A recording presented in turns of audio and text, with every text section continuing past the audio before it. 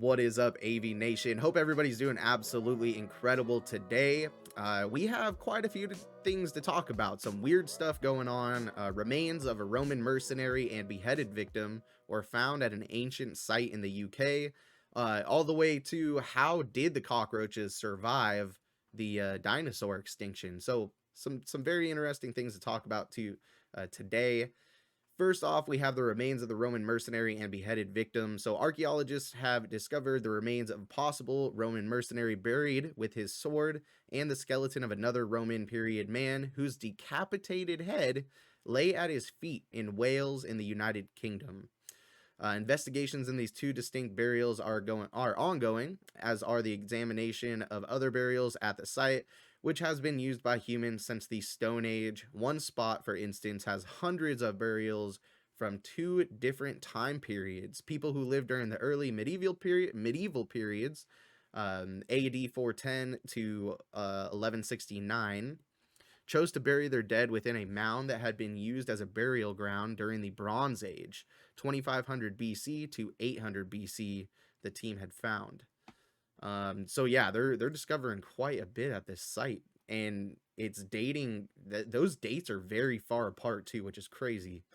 Archaeologists first discovered the site in the 1960s upon finding the remains of an Iron Age round houses, 800 BC to AD 43, and the Witten Lodge Roman villa built on a farmstead dating to the Roman period AD 43 to 410. However, it wasn't until recently that during an archaeological survey ahead of a road construction project, archaeologists realized the sites preserved far more history. Yeah, definitely. Let me show you guys the pictures here. Now, just so you know, I do upload these videos on my YouTube channel. So if you are watching or listening to the podcast, you can go to the AV Nation YouTube channel and check out this video. So yeah, this is the site, and these are the remains that were found. So pretty crazy, pretty crazy. From 2017 through most of 2018, Rubicon Heritage excavated the site, and since then has been working on a monograph or a detailed peer-reviewed description of the site. In March, Rubicon Heritage released an ebook and an online interactive map of the site known as 5 Mile Lane. So they're not done discovering things. There's going to be a lot more discoveries at this site. So we'll try to keep updated with what's going on here. I'm sure they're going to find some other crazy stuff. I mean, to find the remains of a Roman mercenary and the beheaded victim at his feet, that's wild to me. So next up here, we have the U.S. government secret UFO program may have considered nuking the moon. Newly released reports reveal. So the U.S. government's now defunct Advanced Aerospace Threat Identification Program, also known as the AATIP, spent millions of taxpayer dollars to research bizarre experimental technology such as invisibility cloaks. Invisibility cloaks, imagine. That would be something else. Anti-gravity devices, traversable wormholes, and a proposal to tunnel through the moon with nuclear explosives. Why would you want to tunnel through the moon? Are we just trying to see what's at the core of the moon? Or the documents, which include nearly 1,600 pages of reports, proposals, contracts, and meeting notes, reveal some of the stranger priorities of the ATIP, a secretive Department of Defense program that ran from 2007 to 2012, but only became known to the public in 2017 when the program's former director resigned from the Pentagon. That's crazy. That year, ATIP became anonymous with UFOs, thanks to several now infamous videos of unidentified aircraft moving in seemingly impossible ways that former director Luis Elizondo leaked to the press after his resignation. Yo, shout out to him. Shout out to him for releasing supposedly real footage of UFOs. But the new document suggests ATIP was up to more than just investigating. Pause this. More than just investigating reported UFO encounters. The entire cache of 51 documents obtained by Vice via a Freedom of Information Act. Okay, so this is when they started leaking everything about the UFOs. Request filed 4 years ago can be read here. Wow. Perhaps most intriguing among the documents are several dozen defense intelligence reference documents which discuss the viability of various advanced technologies.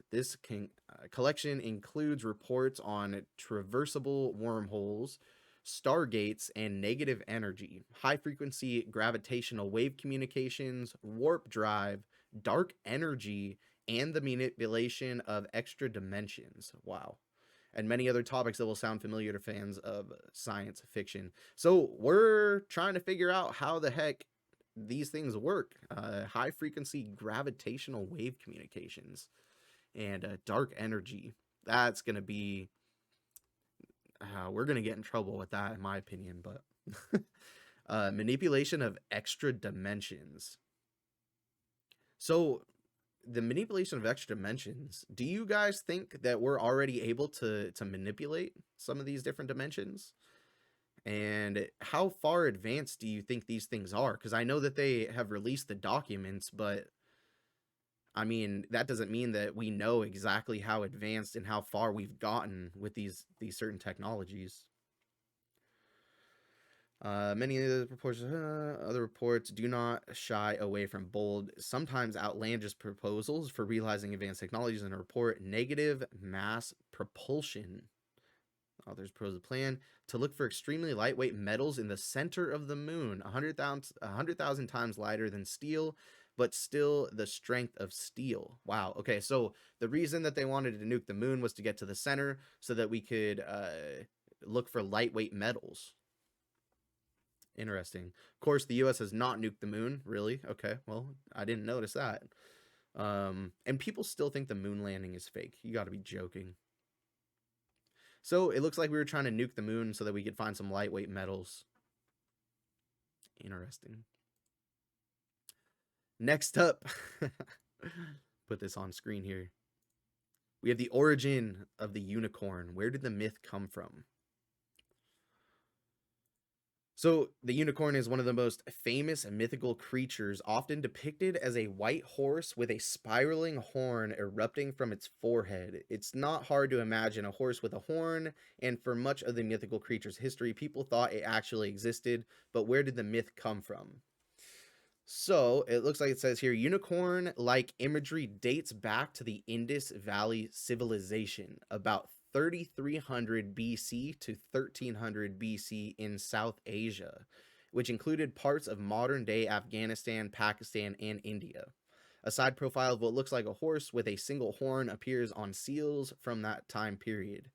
However, these images were likely depictions of aurochs, something like that, a now extinct wild ox, according to the St. Neots Museum in England. I mean, that would make sense, right?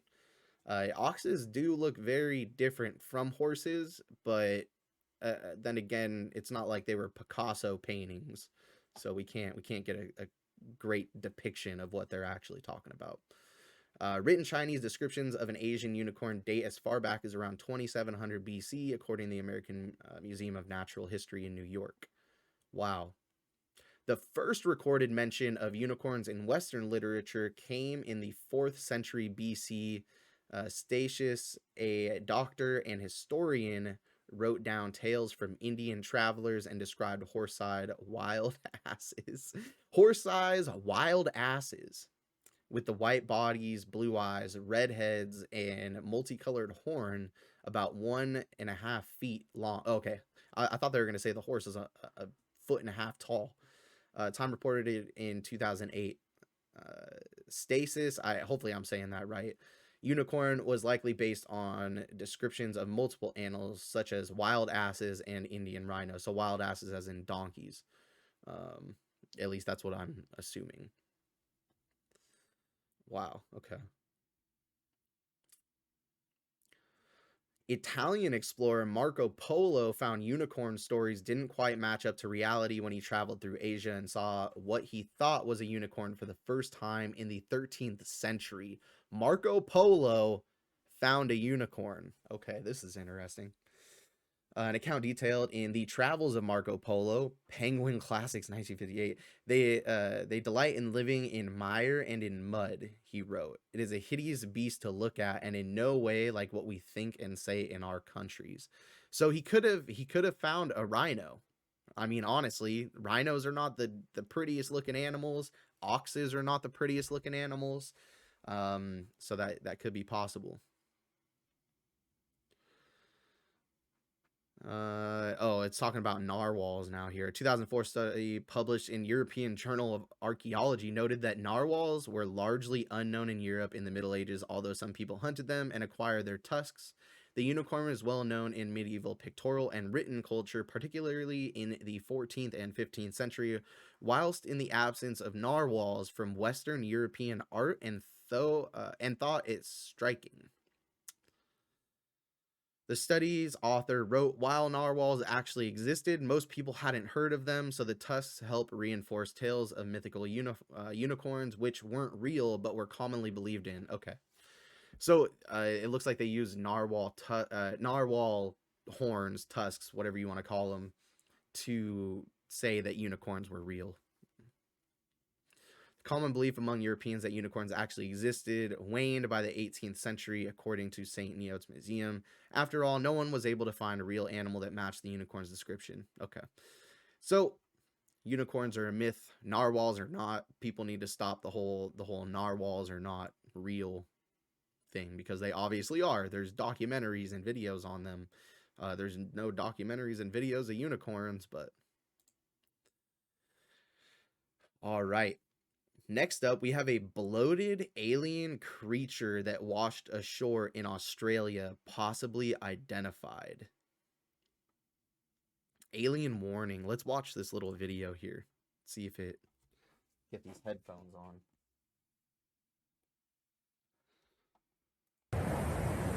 Alright, I was just going for my morning walk on the beach and I've stumbled across something weird.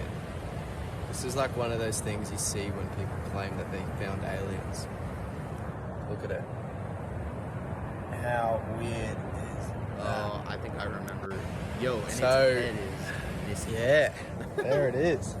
Like, what's... I don't know. Or the skin off of the head. Looks like a D-haired possum. Yeah. But different to anything I've seen. Extraterrestrial. Immediately extraterrestrial. Yeah. Yeah, that is pretty a strange looking creature. It really does look like a possum without the hair, but let me see if there's an actual picture of it before we start reading. No, so just from the video. Again, if you want to see it, it's on the YouTube channel Aviation. Okay, so a weirdly bloated creature whose head has been defleshed and body looks more like a swollen, discolored beast of myth than anything real washed up on an Australian beach last week. And though it's anybody's guess, the identity of the stranded corpse, experts contacted by Live Science have some ideas. Alex Tan of Australia was taking a stroll, so he's the one that found it. In the video's comments, users speculate that the creature could be anything from a possum to a dehydrated kangaroo.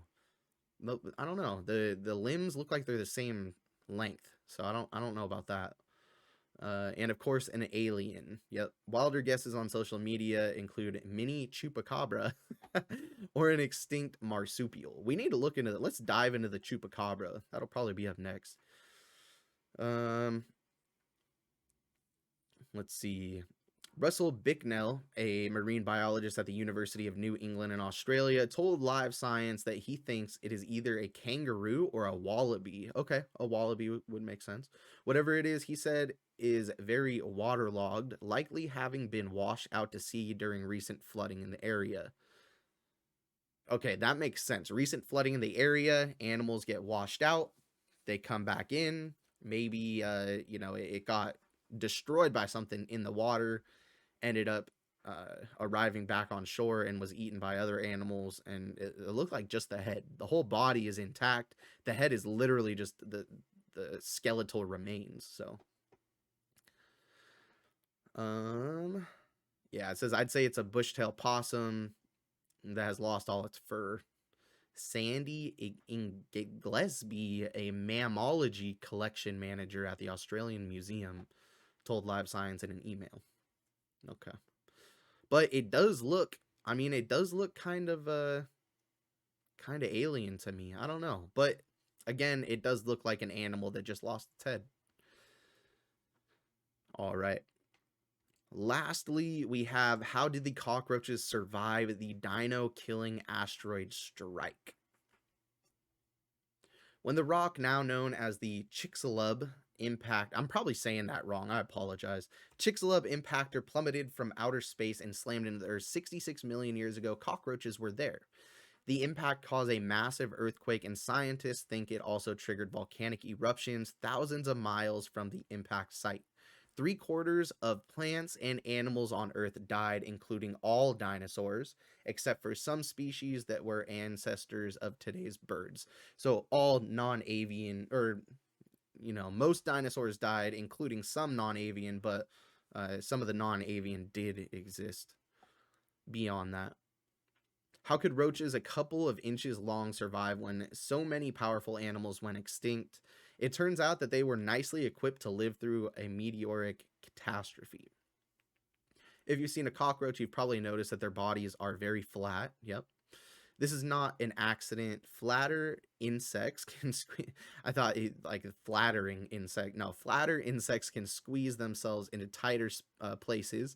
This enables them to hide practically anywhere, and it may have helped them survive the Chicxulub impact. Okay. When the meteor struck, temperatures on Earth's surface skyrocketed. Many animals had nowhere to flee, but roaches could take shelter in tiny soil crevices, which provide excellent protection from heat. The meteor's impact triggered a cascade of effects. It kicked up so much dust that the sky darkened. As the sun dimmed, temperatures plunged, and conditions became very wintry around the globe. With little sunlight, surviving plants struggled to grow, and many other organisms that relied on those plants went hungry. Not cockroaches, not cockroaches though. Unlike some insects that prefer to eat one specific plant, cockroaches are omnivorous scavengers. This means they will eat most foods that come from animals or plants, as well as cardboard. Wow. Some kinds of clothing and even poop. Nice. Gotta throw that one in there.